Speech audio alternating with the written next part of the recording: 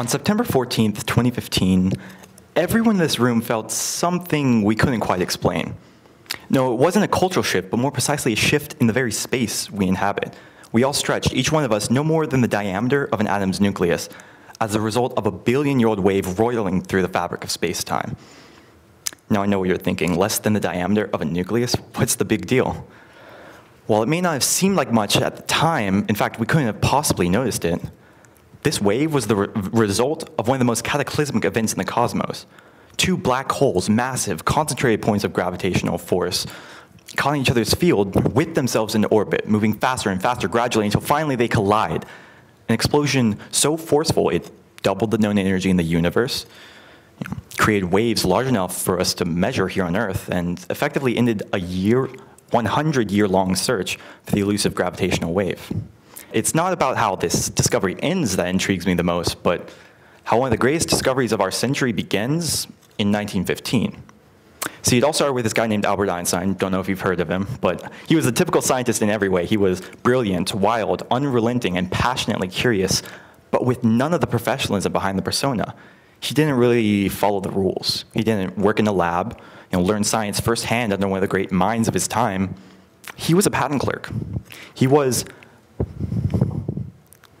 science's counterculture. And although trained in, and many would argue born to do physics, he was rebuffed on numerous occasions by scientific institutions. Still, with at least 4 abortive attempts at apprenticeship underneath his belt, he isn't remembered as Albert Einstein, the failed graduate student. No, he's the man who redefined the fundamental building blocks of physics, the man who turned centuries' worth of analysis of space and time as separate entities into one conglomerate space-time. That's the key to understanding scientific breakthroughs, the notion of a paradigm shift. However, it took Einstein more than one single transcendent thought to predict the enduring effects of 2 colliding black holes. Although the collision paints a picturesque analogy with his ideological crash into institutional science, Einstein was like a black hole in only one respect, and that's that his science was terribly misunderstood. If he was exactly what we lauded him to be, a once-in-a-century creative wit destined to revolutionize the scientific landscape, why couldn't he have done that as a professional scientist? More importantly, why wasn't he a professional scientist? Surely he was smart enough to know that that's where all the resources are. The truth is, the breakthroughs that we love to hear about have nothing to do with the idiosyncrasies of the famed greats. Just as LIGO was fine-tuned to measure the immeasurable, vibrations we couldn't even feel, Einstein was fine-tuned to channel the arcane, the lasting ripple of humanity's history that flows through you, me, everyone on this planet, an urge to create.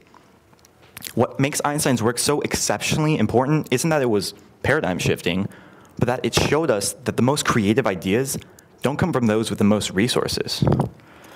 Albert Einstein became a historical hero for creativity by recasting the problem of gravity in the same way he recast the idea of space-time. At the time, however, he wasn't really that much of a hero. Scientific institutions weren't so keen on taking the ideas of a patent clerk very seriously, much less laud them as creative and not just insane. Even at that time, in Albert Einstein's years, science wasn't any plaything. The days of dabbling in science had given way to a very specific status quo, one that we still use today. Progress, new ideas, must be verified incrementally by a contradiction of the past. In other words, anything new must disprove the old. While in some cases this definition fits perfectly, and we can trace our understanding of gravity from the days of Greece step by step all the way through Newton and Einstein, with each idea disproving some element of a previous theory. But in other cases, this definition leads to a risk-averse scientific culture. Why would anyone try to be a revolutionary when a mere incremental addition to understanding can land them a Nobel Prize? Moreover, the culture surrounding rewards, which presupposes progress, it paints creativity from a materialistic and consumerist perspective. If new is progress, then the aim becomes churning out something congruent with general consensus and not reconceptualizing current assumptions. It becomes product over process.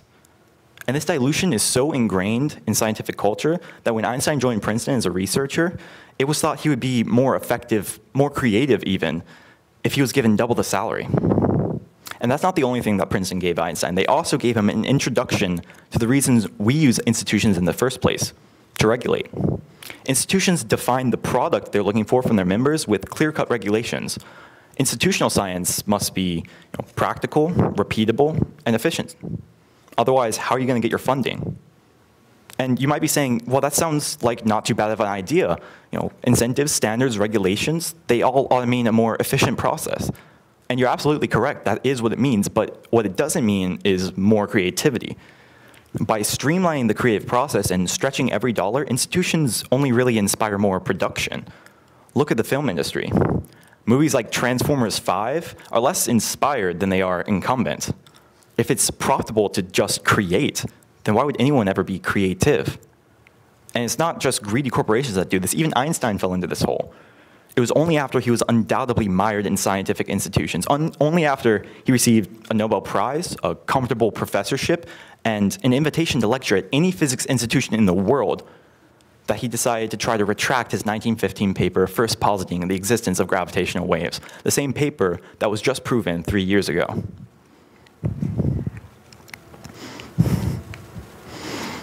What happened to Einstein was sad because he effectively turned from one of the greatest historical heroes of creativity, a man known to be mired in the counterculture, to a man who was mired just in the culture.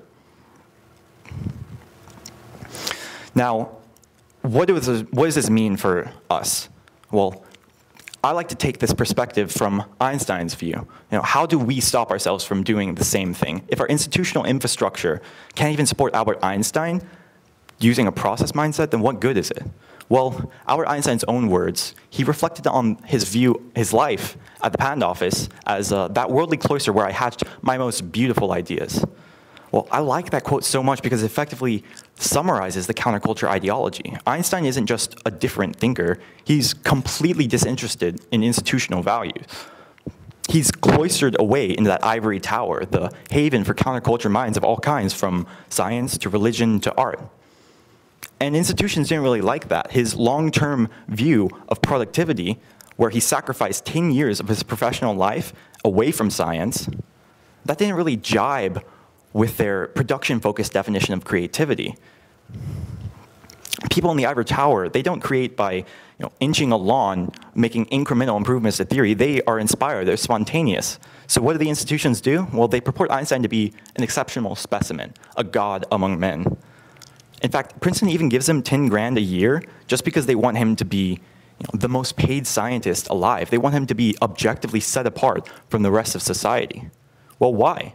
It's because institutions had the same cloisters that Einstein used to great effect, but they weren't working for them. To be clear, a cloister is a covered walk in a convent, monastery, college, or cathedral. It's a basic architectural element you'll find all over universities these days, and it's borrowed from monasteries. You see, in monasteries, they have clerics working in these shut-off coves that look like this. These are actually universities these days, but the clerics would be scribing verse upon verse upon verse of sacred texts, and the monotonous work was supposed to reinforce their internal reflection, hone their communion with God. Well, that's the exact same work that Einstein was doing in the patent office that honed his reflection.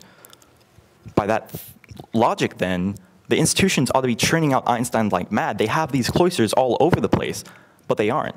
It's because these cloisters have nothing to do with the creative process that Einstein espouses, but they're a product. See, it's now a university thing to have cloisters on campus. Notice when we look at the definition of a clerk, the etymology, it actually comes from the word cleric. Einstein was doing the same thing those people in the monasteries was doing, but when we look at the verb of cloistering, the process behind cloistering, there's no mention of universities at all. What made Einstein so great wasn't that he was exceptional, that his brain worked differently, that he was more creative than you or I. It wasn't even his crazy hair. It was that he was able to sacrifice for the creative process. On that note, what stops us from being the same way? Good news, you all have the necessary training. Institutions are great at getting a certain set of skills across to their members. What you do know, however, is the skill that you're missing. You're missing the sacrifice, the thing that Einstein did so good at, the process mindset. But you know that that comes from a counterculture lifestyle. The only thing that's probably stopping you is thinking you can't be the counterculture. Well, when you think of counterculture revolutionaries, you think of exiles, dropouts, people like Martin Luther, Mark Zuckerberg, the list goes on. All of them characteristically brave, genius, most importantly, though, different. These people aren't any more capable of creative thought than you or I. They just made more time for the process. Albert Einstein, he wasn't a god among men. He had his ups and his downs, and they're to be learned from. His ups, they predicted a breakthrough in the most inscrutable field of physics 100 years in advance. But his downs, they're to be learned from too. Becoming too complacent with your resources or your position can cause you to second-guess your best ideas. It took us 100 years to discover that wave in 2015. But if we all make a little bit more sacrifice, a little bit more room for the creative process, the next time there's a breakthrough, we'll not only have felt it, but we'll have found it in half the time. Thank you.